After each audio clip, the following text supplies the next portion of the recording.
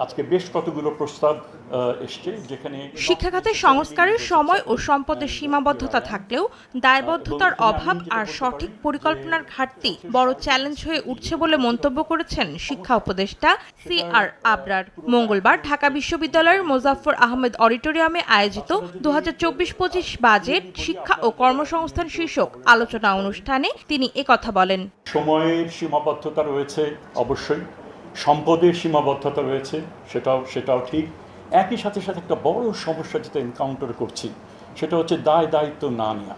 এর মধ্যেও আমার মনে হয় যে কাজ করার রয়েছে। জাতীয় যে শ্রম বাজার কতখানি সেই বাজারের চাহিদা অনুযায়ী আমাদের কারিগরি শিক্ষা স্ট্রাকচার এবং বিদেশের সাথেও কতখানি স্ট্রাকচার সেটা কিন্তু অ্যাসেস করার ভীষণভাবে এটার প্রয়োজন রয়েছে। অনুষ্ঠানে শিক্ষা ও কর্মসংস্থান খাতে বর্তমান বাজেটে আয় ব্যয়ের হিসাব নিয়ে প্রবন্ধ উপস্থাপন করেন উন্নয়ন অধ্যয়ন বিভাগের অধ্যাপক আবু ইউসুফ। শিক্ষা খাতে ইউনেস্কোর সিগনেটারি হিসাবে খরচ করার কথা জিডিপির 4 to 6% মতো, আর বাজেটে 20% মতো, কিন্তু আমরা বরাবরের মতোই দেখছি এটি বাজেটে 12% এবং আমাদের জিডিপির 1.53 এরকম আমাদের খরচ হচ্ছে। তার মানে আমরা যেই প্রত্যাশা সেই তুলনায় অনেক পিছিয়ে আছি এই খরচ করার পিছনে। অনুষ্ঠানে ঢাকা বিশ্ববিদ্যালয়ের সাবেক শিক্ষক ও research and policy integration for ডেভেলপমেন্টের চেয়ারম্যান অধ্যাপক MA রাজ্জাক বলেন, এখন দেশে প্রতি বছর যে পরিমাণে নতুন কর্মসংস্থান সৃষ্টি প্রয়োজন সে হিসেবে হচ্ছে অনেক কম।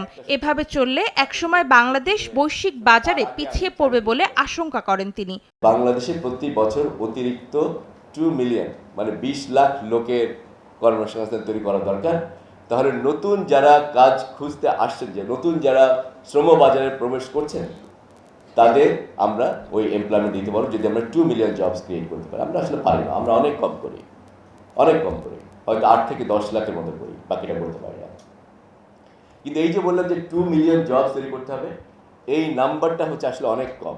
এর থেকে আসলে অনেক বেশি আমাদের চাকরি তৈরি করা দরকার। আলোচনা অনুষ্ঠানে আরো উপস্থিত ছিলেন ঢাকা বিশ্ববিদ্যালয়ের উপাচার্য, উপাচার্য এবং কোষাধ্যক্ষ। আমাকে যখন আপনি জিজ্ঞেস করবেন যে র্যাঙ্কিংয়ে আমার কি অবস্থা, আমি বিনীতভাবে আপনাকেও স্মরণ করিয়ে দিব আপনি আমাকে যেমন অবস্থায় তৈরি করে দিয়েছেন র্যাঙ্কিংয়ের কেমন অবস্থা। অন্তরা সেন, সময় সংবাদ, ঢাকা।